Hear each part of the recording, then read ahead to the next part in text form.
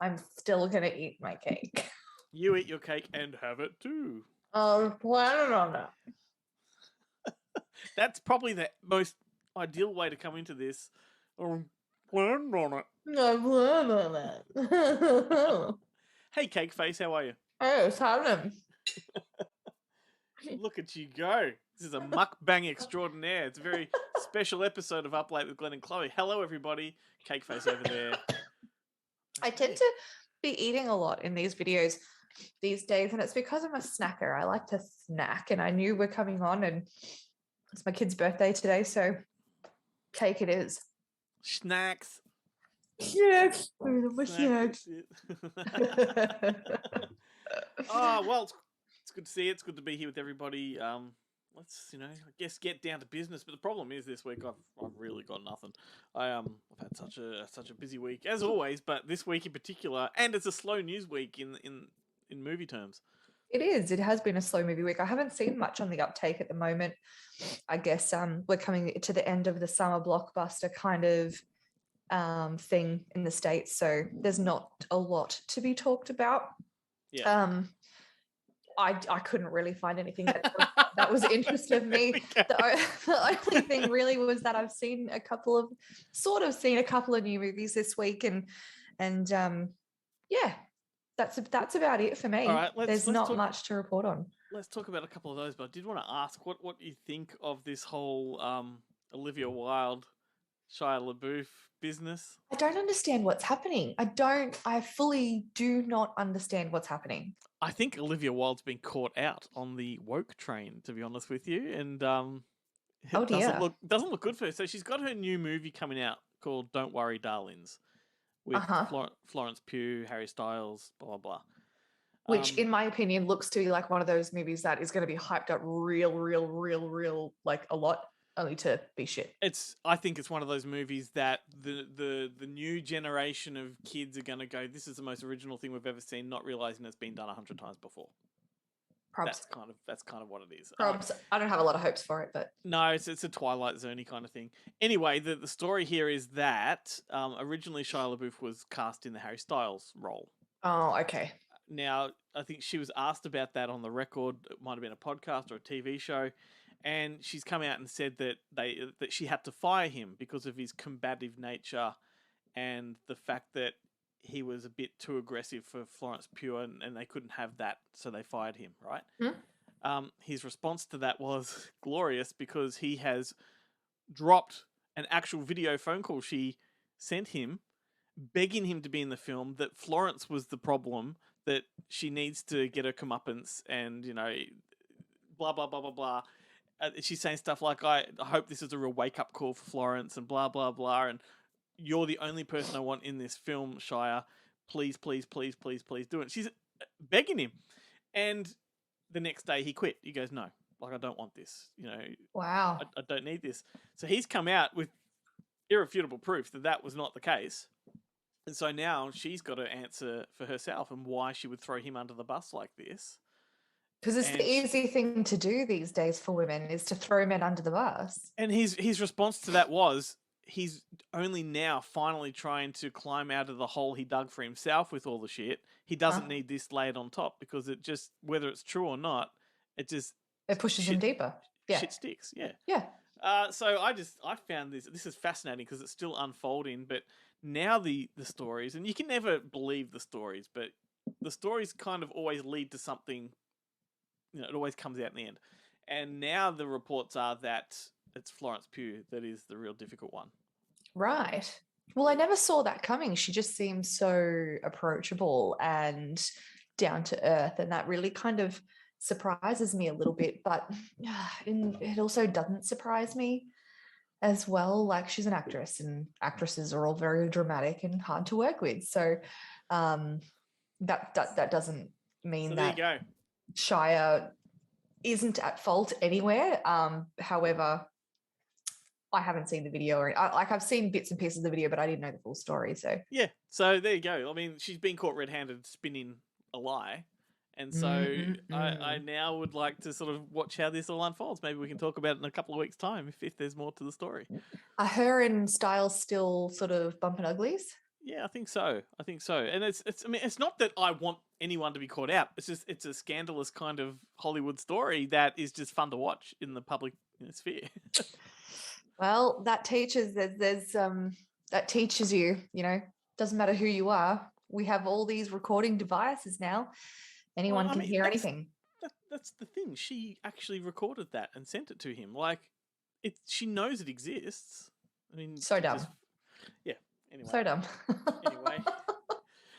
The only other thing I read this week, which is not really news, but they're about to start filming the 4th Planet of the Apes movie, which we talked about a little while ago. Yeah, I actually almost clicked on the first one to watch today. Oh, I didn't, but yeah, it was right there in front of me. I should have. Yeah, when you get to it, I really want to hear what you think of it. But this new one, it's been confirmed, is going to continue the storyline of the first. Well, not the storyline of the first one, but it's going to continue in that universe in a new way. Like, it's going to be a side story that Oh, so no Franco. Well, Franco's only in the first one. Oh, okay. Number 3 of the new trilogy had Woody Harrelson. Oh, okay. Number 2, I cannot remember for the life of me, but Andy Serkis is in all of them. So yeah, God, love him. Yeah, I think you'll really get a kick out of those movies. Yeah, for sure. John Lithgow's in the first one too. Ooh, I like him. Me too. Interesting. Very interesting. And that is all I had. I need to catch up on the first 3 before I watch the 4th one, but yes. I'm totally tempted to go back and do them again. They're so I wouldn't be surprised if you did, to be fair. Oh, far out. No, yeah, I'd love to, but geez, people that watch this might not know that on the show we recommend movies every week, so we have to try and catch up on those movies ahead of recording, and that takes up a big chunk of time, and then I have to watch certain films for work that I don't particularly want to watch. That takes up even more time, and by the time I get to the stuff I want to watch, I can't be bothered. You're drained. You're fully drained. I find whatever being at work. I just find a TV show instead that I can just do one episode of. Yeah.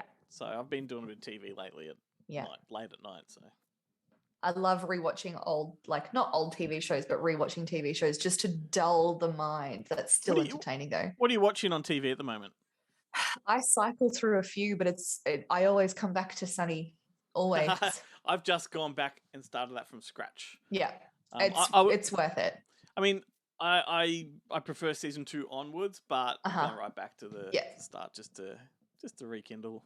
Just to knock it back. My favorite episode of that, I know we don't really talk about TV on this, but my favorite episode of that is the Time's Up episode. It is so politically incorrect, but holy shit, I don't think I've laughed out loud that hard in such a long time. Well, that's the strength of the show, is that it holds a mirror up to people's faces, and it's politically incorrect the way that most people are in life, And it shows it in a way that's so outrageous because these people are just so horrendous. They are, but I think though, like I just said, the power of that show is that they are, doing horrendous things, but Seinfeld was the same. They did horrendous things, right? But it's all the kind of stuff that a lot of us do in our private lives, maybe to not the comedic extent, but we all talk inappropriately. We all make bad comments, and that's human nature. On the daily. Yeah, it's totally. If I'm not offending someone, it's not a Monday, Yeah. I'm doing Yellow Jackets as well, trying to get through that. Yes, I started that. I think I'm on episode 3. That's amazing because that's kind of horror-ish, so I'm very impressed with you. Yeah, I didn't realize it was, which is why I'm still on episode 3. Oh, keep going. It's so good. Oh, goodness. Well, would you like to hear about the movies that I've watched this week? New movies? Please, yes. Because it's very hard for me to get on top of these. And by new, I mean they're not new to the world. They're new to me. I love that we're both we both host movie podcasts and we have trouble watching movies. I love in our viral TikTok, someone made a comment that maybe you should get someone that's watched a movie since she was born. And I fully accept that. I fully accept that. Firstly, I will just say I don't think you should watch the comments. Oh, I do. I love it. Love it. I've given I'm letting the comments run free because they're mostly positive. Like they are absolutely great and it's fun to watch. But at the same time, there's a few really passive aggressive or nasty ones there, and I don't give a thumbs down very often, but I am in there batting for you, and I'm putting a few thumbs down on certain people. Oh goodness, who I don't love think- it though. It's such for me it's harmless drama and it gives you that sort of oxytocin rush, you know. Yeah. Maybe that's just me being a psychopath. I don't know. But anyway, the new movies that I watched Uncharted. Yeah, cool. I do love me a little bit of Tom Holland. Very National Treasure vibes. I loved it. National Treasure, Pirates of the Caribbean, like Indiana fun Jones, all that. Yeah. So super fun. Predictable sort of storyline and predictable Wahlberg, but I enjoyed it. It was fun. It was just a popcorn movie for me. I saw it with Ben. I think we did a review of it on YouTube, and neither of us really thought that much of it. But at the same time, we gave it a thumbs up tentatively, just because at the end of the day, it's a fun little romp. Highly predictable and all that, but yeah. And if you watch until the end, there's a little trailer of what could potentially be a second movie, which looks fun too. Look, and the other thing too, to keep in mind of the cynics and the critics that really, diss on films like that, is it is a computer game adaptation. Oh, is it? Okay. Yes, Uncharted's a very famous computer game. Not a gamer. Nope, I am not. And it's one of the biggest ones. And scenes like the airplane drop with the cargo, that's from the game. So that was the thing with the game. A lot of the big setup scenes were directly from the game. So that's the other thing that you got to keep in mind. Well, fans of the game would have appreciated that then. Well, yes and no. Like, fans of the game will never be happy with an adaptation. There's very few that will really, sit well with them, and they can be a miserable lot. Remember, you've still got your games. You don't have to like this movie, but there's some of us that don't play games that want to maybe access these stories, and this is a way to do it. Whatever. I preferred Jungle Cruise. Like, they're the two adventure films that came out around the same time, and Jungle Cruise was just awesome. Yeah, blows it out of the water. Jungle Cruise. That was a good movie. Switch of mug. 2 cuppas again. I liked, especially in Uncharted, the main characters are Chloe and Nate, which is my name and my husband's name. So that was a fun little thing. I noticed that when I was at the cinema. Yeah. So that was a nice little surprise. Okay, so I watched another new movie. Again, new to me. This movie came out in 98, so it's not new by any. And it's not, everyone knows this movie. Everyone. You will not meet a person that either hasn't seen it or hasn't heard of it. Yeah. I had never watched it for some reason. Don't ask me why, because I can't give you an answer. And I'm an absolute idiot because I'm halfway through and I'm itching to get off the podcast and go finish it, to be fair with you. Armageddon. Oh my God. I know. I don't want to miss a thing. You don't want to miss a thing. You don't want to miss a thing. I'm only halfway through. I've laughed my ass off. I've cried. I cried when they got launched into space. Hey, it's not a celebrated movie by any means. It is. I don't understand why. Like, this is Michael Bay at one of his best. Pearl Harbor, right? Hear me out. Pearl Harbor was so fucking boring, in the first half of that movie is just boring as batshit, and then it gets good, right? This has been straight on it since the very opening of it, and I'm halfway through, and it's just been amazing. It's so good. Right. Well, look, I like it too. I've watched it many times. I like Michael Bay in general. I don't like Transformers, but I like Michael Bay in general. But I do also understand the criticisms of Michael Bay that he is completely style over substance, and I think that it's a very naff kind of movie. It's implausible in every sense. It's stupid in every sense, but it's also a big disaster movie, and I think with disaster movies, there's that suspension of disbelief that gets you through it. But I prefer, because at the time that Armageddon came out, you had Deep Impact come out as well. That's the better film in my mind, with Elijah Wood and Morgan Freeman. And, that to me is a better one. But Armageddon's still fun. I'm going to list a few things, okay? All right, I'm going to list a few things. My introduction to Michael Bay was Transformers, and I watched that movie every single day for about 6 months, about 3 times a day. Sure. I loved that movie. That was my introduction to him. So this brought me back to Transformers because those circle shots, the American flag shots, the slow motion pan up shots, that's all so signature and I love it. Billy Bob Thornton. Who knew? Who knew? My introduction to him was Bad Santa. Okay. Hang on. Stop. Who knew what? He was awesome. Well, he did win an Oscar for that movie before Armageddon. Fuck yeah, he did. I didn't know that. Good on him because he deserved it. Well, by the time he did Armageddon, he was like a very, very celebrated actor. Again, my introduction to him was Bad Santa. Okay? That was my introduction to Billy Bob Thornton. We won't put that on TikTok. Put whatever you want on TikTok. Bruce Willis. God, you just can't not love Bruce Willis. The effects for 1998 were really good. And you know me, I'm not a CGI gal. I'm not.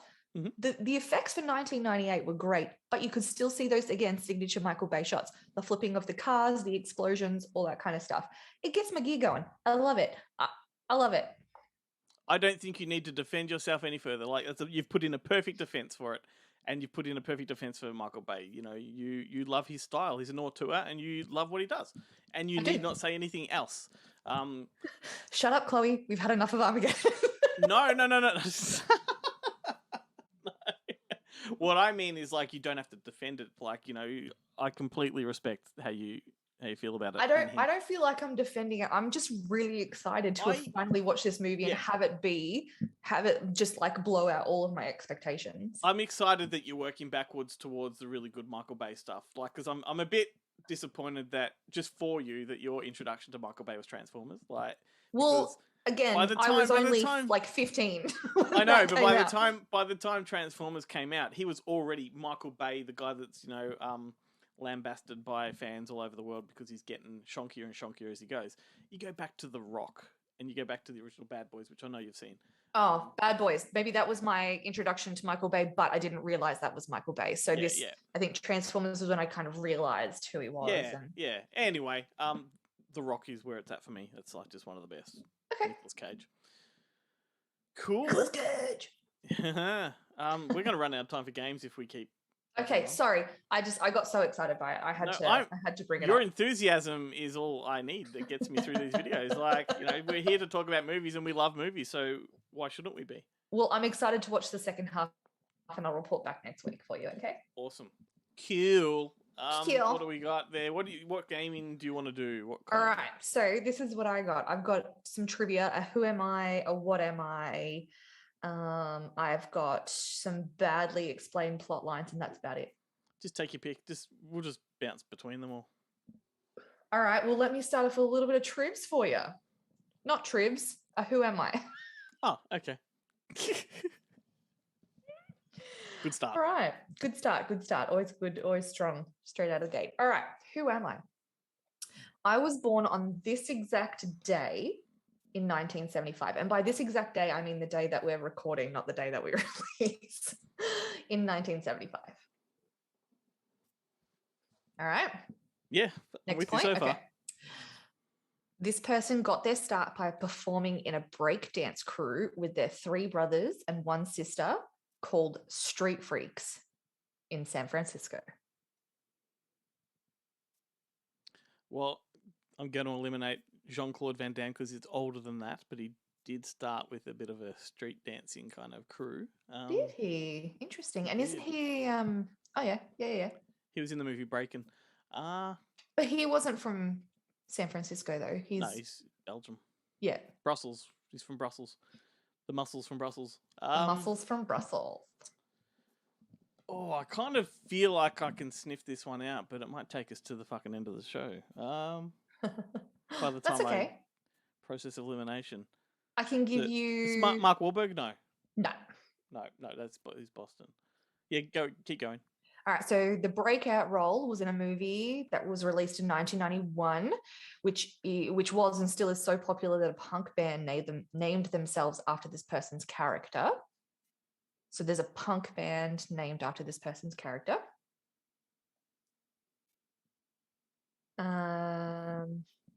apart from that breakout role in 1991, they are mainly known to play a voice character for like an animation called Prince Zuko in The Last Airbender. Yeah, I've not got a fucking clue. No? I reckon you're going with an actor that's much more in your ballpark than mine. Maybe. Quite possibly. He's Filipino of descent. I No? don't know too many Filipino actors of that age. Oh, okay. So the breakout role is for Rufio in Hook.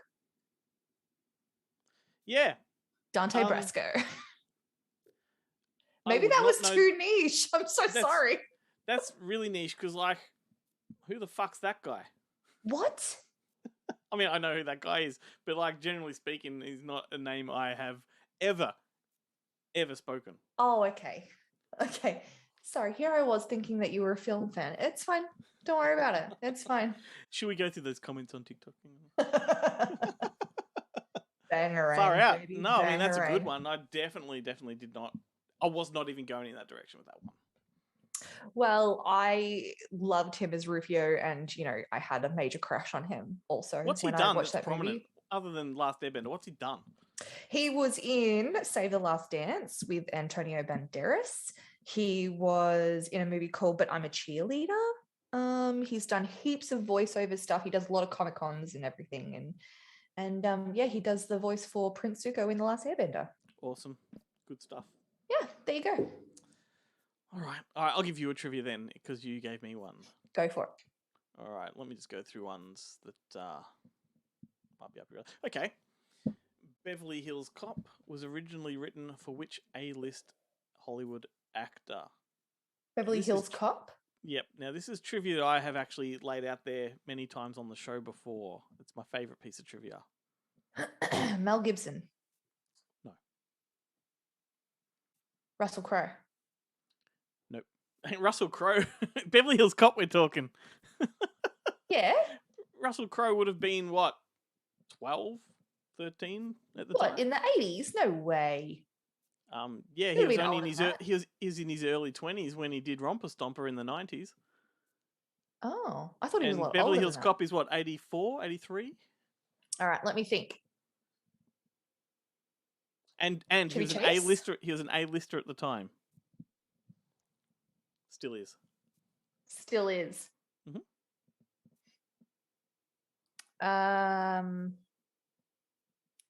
Clooney probably would have been in the more of an A-lister in the 90s, like towards the 90s, not the 80s. So it would have Yep. been Clooney, not Brad. Think action star. Action star. Bruce Willis would have been too young for that. Yeah, I love Schwarzenegger? it. Yeah. Oh, you're very close. The Muscles from Brussels? No, Sylvester Stallone. Oh, of course. I love how there. Yeah, I know, but then you keep throwing people like Brad Pitt into the mix. I'm like, he wouldn't be so young. I was at the time. working through it. I was working through it, thinking of like. Let me do a follow-up one. Okay? Okay. So, Ace Ventura, Pet Detective, was Mhm. written for which A-list Hollywood actor in mind at the time? Oh. I can't imagine it with any other actor than Jim Carrey. Is it a Saturday Night Live kind of actor? No. No. Are they known as a comedy actor? They've been in comedy films, but no, not typically. Not known as a comedy actor. Oh. So it's not Robin Williams. It's not Chevy Chase because he's more SNL.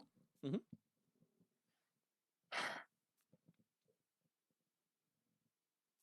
No. No. Who? Sylvester Stallone. Oh, fuck off.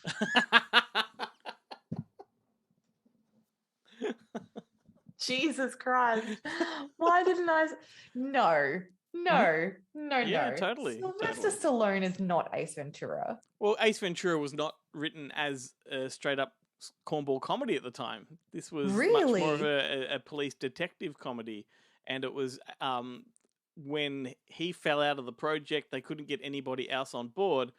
Jim Carrey was on the rise in the comedy scene and agreed to do it for very little money, so long as he had control of the script and could rewrite it to his niche. Good. Yeah. Good. I'm happy with that, how that panned out. But you got to remember too, like Sylvester Stallone at this point in time had done a string of comedies that were moderately successful, like Tango and Cash. So he already had a bit of comedic flair. Mind you, he did some that tanked as well, like Stop or My Mum Will Shoot and Oscar and things like that. But he was getting his toes in that comedic sort of pool at the time. Okay. Anyway, so there you go. There's our... That is an interesting piece of trivia. I like that one. Good. I agree with the casting choice in the end. Yes. All right. Should I give you a couple of badly explained plot lines? Oh my goodness. Yes. Okay. I you know I'm not going to get any single one of these, but go ahead. I reckon you'll get them. All right. George of the Jungle, Billy Madison, and Mr. Pink just want to jam out. Oh, Airheads. See? Right. See? Yeah. I feel like you threw me an easy one there. Thank you. It's written there. Excellent. It's legit. Okay, what about, I'll do the same. Fat guy moves into his brother's house so he can make giant pancakes. He can make giant pancakes. Fat guy moves into his brother's house. And I'm talking giant pancakes, like would I have seen this? With a snow shovel to flip them. Real? What is this movie? You could connect it with the video on TikTok that has blown up. Oh, God. Oh, giant Uncle Buck? Yes. Oh. Got there. It's been so long since I've seen that movie that I did not get that reference. What got you there? What got you over the line? The TikTok reference. All right. A rich girl and a poor boy get together despite all odds. Then they were forced to break up due to an ice cold bitch ruining everything.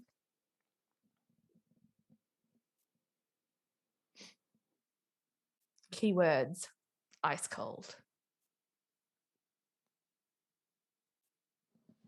Keywords: ice cold.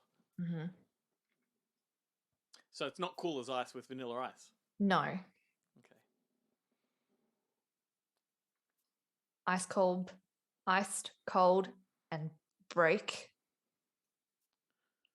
I should get that instantly. But Rich girl, poor Yeah, boy. yeah, my mind is going to John Hughes, and it's not John Hughes. No. Rich girl, poor boy. Nice. Any more hints? Is this one that the people are going to be yelling at the screen over? I don't know, maybe. I hope so. Yeah. No, not coming to you. That ice cold bitch isn't going to put a hole in your hull and sink you because you can't get the Titanic. Fucking hell, yes. Jesus Christ. I even tried to get it over that line and you still struggled. I think it was a great clue. It was an obvious one, and my mind was stuck in 80s teen comedies. Well, that's fair enough. That's fair enough. No, Rich girl, poor boy. Don't defend me. You're my friend, I'm gonna. Oh, it's Titanic, bitch! Yeah. God damn it. You should have just said this movie sunk. Oh. Fucking hell. Okay, I'll give you another bad movie description. Giant infant overlord loses his blocks all over the universe.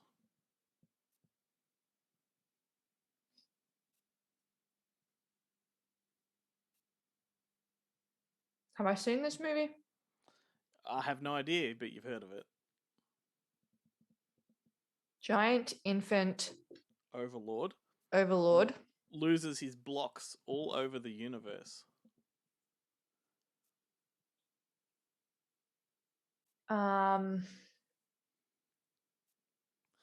Is this from the 80s? No, go further back. 70s. 60s. I haven't seen this movie. I've barely seen any movies from. Hang on. It's one of Infant the Overlord. most famous films of all time. It would definitely make most respectable film critics lists top 5 of all time. Like The Omen? No, The Omen was the 70s. No, we're not. It's not a horror film. Infant Overlord. I'm trying to think of like young kids. What comes to your mind visually when I say Infant Overlord? I'm thinking, what's that cartoon with the giant blue thing with the head? Megamind? Yeah, that's what I'm thinking for some reason. I don't know why. Is that wrong? You're not gonna get it. It's 2001 Space Odyssey. Have you seen that image of the giant baby in an embryo looking over the universe? No. It's it's the iconic image from the film. It's a weird end to the movie, but it's like a metaphor for creation, and the Star Child is a giant infant baby still attached to an umbilical cord that is essentially God, looks over the universe and wow, and loses his blocks because the movie is about these sentinels, these square rectangle blocks that pop up all over the universe. Oh, okay. Anyway, what's that movie? That was a hard one. There was a movie that I watched a really, really long time ago, and it came on late at night when I used to watch TV in my room as a kid, and these people were going underwater, and so they wouldn't run out of air, what they did is they scientifically created like fluid, like placenta fluid to put into their helmets. Do you know what is it? It's The Abyss, James Cameron. The Abyss. Yeah. That has stuck in my brain for so long. I have no idea why. Because I think it was the image of them drowning and then all of a sudden remembering how to breathe through the placenta water. What do we call that? I've had 3 kids and I still can't tell you what that's called. Well, it's not exactly like they are just chugging placenta water in the film. It's a green fluid that is made from an ingredient that includes placenta fluid or something like that. But this is a movie that I would rank top 10 sci-fi films of all time, and it's my favorite James Cameron movie. And I'm so pissed off that this has only ever reached a DVD release. It's never had a Blu-ray release. It's never had a 4K release, obviously. And yet James Cameron is just going back to all of the Avatar stuff, which is fine. He can do that. He's pioneering stuff. But the fans want to see True Lies on Blu-ray. They want to see The Abyss on Blu-ray. We haven't got it yet. Yeah. Okay. Interesting. And it's a movie that's got 2 cuts. It's got a theatrical cut and an extended cut. So it's a movie that there's a lot of love for, and I love it. I think it's such a great film. Yeah, I'm gonna have to go back and revisit that because that's a movie that's always stuck in my mind, and I never knew what it was because I was young when I watched it. So yeah, thank you. I'm gonna go back and watch that. It's the movie that kick-started his love for deep sea exploration because he's done the Ghosts of the Abyss with the Titanic, all the documentary stuff. The new Avatar is a lot water-based, aquatic and underwater, and it was The Abyss was his first one that really took that deep dive into that world. And yeah, if I were him, this would be a movie I hold very close to my heart. So I hope we get a really good definitive release of it because I want to see it on a big screen. Who was the main actress in that? Because Mary Elizabeth Mastrantonio. She was Maid Marian from the Kevin Costner Robin Hood. Yeah, I could picture her face. I couldn't place it. It was like the movie. I could picture the movie. I couldn't place it. So okay, good. And it's famous. The movie's famous for its use of CGI because before he did Terminator 2, this was the movie where he developed that liquid metal look. So there's this giant water worm that follows them through this underwater space vessel. I remember that. Yep. Yeah, and that to me, I remember at the time CGI we weren't familiar with it. So what the fuck? How do they do that? Yeah. How great is that feeling when you're like, oh, how do they do that? When you can't work it out, that's movie magic. So yeah. Anyway, all right, we've taken it over time, but sorry, I had to get that because it came into my mind, and you're the only person I can think to ask. So. Oh, well, there we go. We nailed it too. So nailed it. Yeah. All right. So, you go finish Armageddon. I will. Thank you. And my cake. Oh, yeah, don't forget your cake. That's probably more important than Armageddon. No, equal. If Chloe doesn't get a cake, it is Armageddon. True. Thank you for noticing. That's right. And whoever is in your path will experience a deep impact. They sure will. Absolutely. All right. See you next week. Bye.